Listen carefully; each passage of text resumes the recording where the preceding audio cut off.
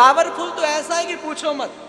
एक बार तुम्हारा हो गया तो दुनिया तुम्हारे पीछे पीछे भागती डोलेगी। जिसके पास जाकर के तुम चीजें मांगते हो, एक बार उससे मांग लो और वो तुम्हारा हो गया, ये दुनिया तुम्हारी हो जाएगी।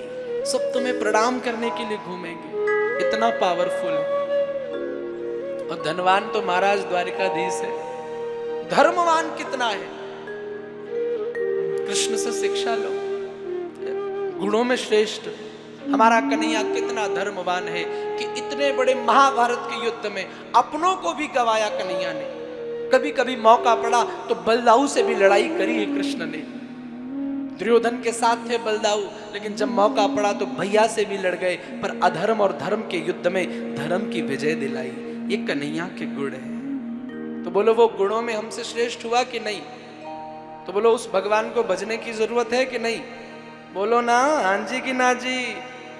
उस भगवान को भजने की जरूरत है, वो तुमसे गुणों में श्रेष्ठ है। तीसरी बात, भगवान को क्यों भजे?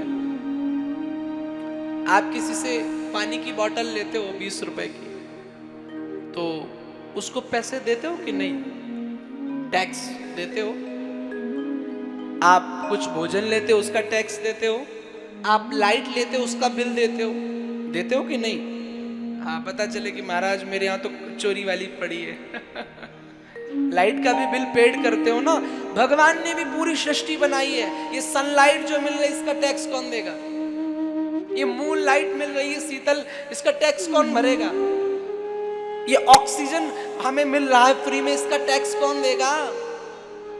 अब जब इसका टैक्स हम चुका नहीं पाएंगे तो हम उसके ऋणी हुए, हम उसके कर्जदार हुए। और कर्जदार व्यक्ति जिससे कर्जा लेता है हमेशा झुका ही रहता है।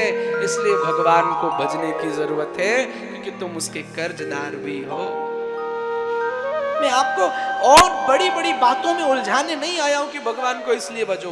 भगवान को भजना परम आवश्यक इसलिए है क्योंकि वो तुम्हारा कई चीजों में तुमसे श्रेष्ठ है और वो तुम्हारा स्वामी है, तुम उसके सेवक हो। तो श्रवण से भगवान आते हैं। भगवान मंदिर के बाहर निकले, भक्तों से कहा लाओ मैं ही भगवान हूं, लाओ अपना भोग लाओ। भक्तों ने कहा क्या प्रमाण है कि तुम भगवान हो? तो भगवान ने कहा कभी तुमने वेद पुराण सुने? भक्तों ने कहा नहीं।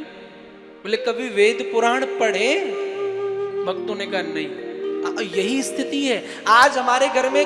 रामायण आती है, गीता आती है, लेकिन उसको पढ़ा नहीं जाता। वो लाल कपड़े में बंद करके अलमारी में रख दी जाती है। ऐसा है कि नहीं है? संस्कार वालों, आप भी, आपसे भी पूछ रहे हैं। आपके बहुत कम लोग हैं जिनके घर में रामायण आती है तो पढ़ी भी जाती है, गीता आती है तो पढ़ी भी जाती है, भागवत आती है तो पढ़ी भी जाती है। नहीं तो 90% लोग हैं जिनके घर में बंद कपड़े में पैक है, सिर्फ धूप बत्ती उतरती है। कुछ नहीं होगा धूप बत्ती उतारने से। रामायण पर धूप बत्ती मत उतारो, रामायण के एक एक शब्द, गीता के एक एक शब्द अपने जीवन में उतारो, तब कल्याण होगा।